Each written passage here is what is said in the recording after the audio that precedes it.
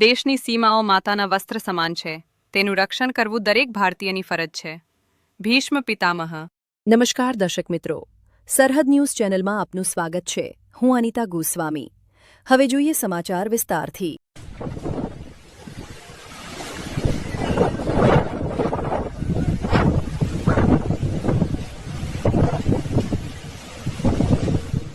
આ સ્થિતિ ભારતના અનેક રાજ્યોની છે અને આ હાલત એટલી ભયાનક છે કે એ દ્રશ્ય જોઈને પણ આપણને ખબર પડે. એક તરફ આકાશ આગ વરસાવી રહ્યું છે, બીજી તરફ પવન મોત બની અને ગલીએ ગલીએ ફરી રહ્યું છે. એક જ રાતમાં કુદરત એવો કહેર મચાવ્યો કે લોકો પાસે ચીસો પાડવા સિવાય કશું જ ન બચ્યું. ઉત્તર પ્રદેશમાં ભયાનક વાવાઝોડું અને વરસાદ, અને એ માત્ર થોડાક જ કલાકોમાં 94 થી વધુ લોકોના મોતનું કારણ બન્યું. પ્રયાગરાજમાં સૌથી વધારે મોત થયા. બલિયા, ફતેપુર, ભદોહી, બરેલી અનેક જિલ્લાઓમાં કુદરતનો એ વિનાશક ચહેરો દેખાયો, જે વિડીયો જોઈને આપણને ખબર પડે કે ઉત્તર પ્રદેશની અત્યારે હાલત શું હશે.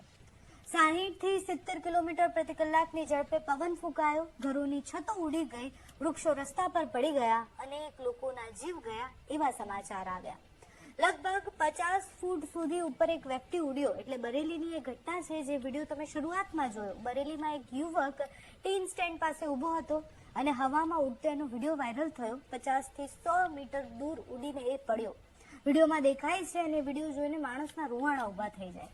એનાથી પણ ભયાનક દ્રશ્યો અનેક ત્યાં સામે આવ્યા છે અને એ દ્રશ્યો જોઈને આપણને ખબર પડે કે જ્યારે કુદરત એ કહેર બનીને વરસતી હોય, એટલે વરસાદ હોય કે વાવાઝોડું હોય, ત્યારે બધું જ તહેસ નહેસ કરીને જતી હોય છે. ઉત્તર પ્રદેશના અમુક જિલ્લાઓની સ્થિતિ અત્યારે આ જ છે.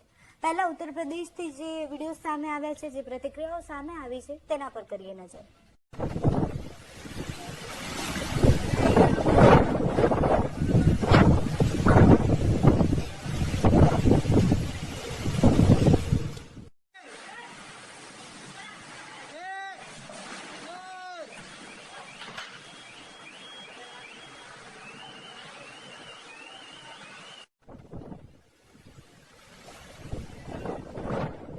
घटना हुई थी पूरी। वो जो है कि मतलब एक्शन बहुत तेज लकूरा आ रहा था।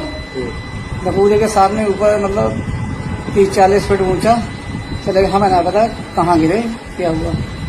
कम से कम 50 फीट दूरी थी। नहीं तो आपने उसको पकड़ रखा था, क्या था? हाँ मतलब पकड़ा नहीं था, मतलब गाड़ी के जोड़े खड़े हम पाम में रस्सी पड़ी हुई थी। अच्छा। हाँ रस्सी पकड़ी थी और गाड़ी हमारी खड़ी थी, वो रस्सी पकड़ ली थी। अरे हम जाएंगे नहीं रुक पाया तो अभी तो रस्सी टूट गई, ऊपर चले गए। अच्छा। हाँ। आपके साथ कुछ लोग थे? हमारे साथ तो मतलब 2-4 लोग थे। मतलब नीचे गिर गए, मतलब कुछ गिर गए और मतलब हम चले गए। तो आप उड़ के खेत में जाके गिरे? हाँ मका के खेत में गिरे थे, कम से कम 50 फीट ऊंची से और करीब 30-40 से ज्यादा होती, मतलब 20 मकान गिरे थे। मैं टीन गिरी, टीन के साथ में ही चले गए। अच्छा। हाँ। तो टीन शेड को रोकने की कोशिश कर रहे थे आप? तीन साइड रोकने से ना लगा, मैं इसमें रस्सी पड़ी थी तो मतलब ऐसा है कि मतलब हमारी जाएगी, हम जहाँ रस्सी से रुक जाएंगे, तो मैं रस्सी से टीन से सब चली गई.